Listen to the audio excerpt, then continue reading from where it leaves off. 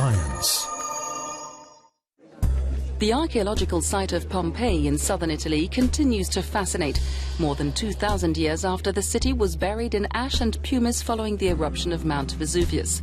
Now researchers in Italy are using CAT scans to find out more about the people inside the petrified corpses.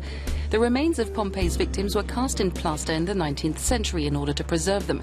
But the dense casts also made it difficult for researchers to analyze the bones and teeth inside, which is why the team had to use a 16-layer scan machine.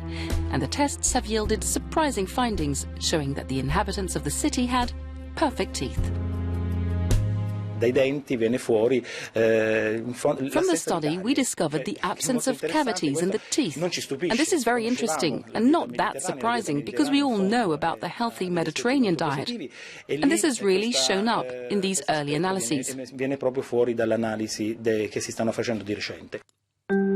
lack of cavities is explained by the low amount of sugar in the Mediterranean diet and because of the high level of fluoride contained in the water supply.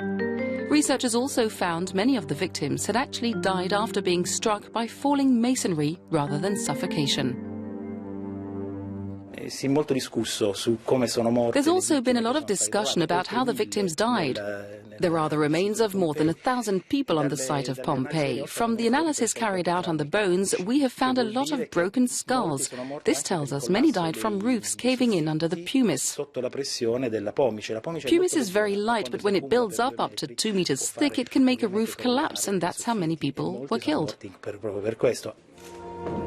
It's hoped many more findings about this ancient civilization will emerge from the analyses. The team aims to scan a total of 86 recently restored human casts, as well as animal remains from the site.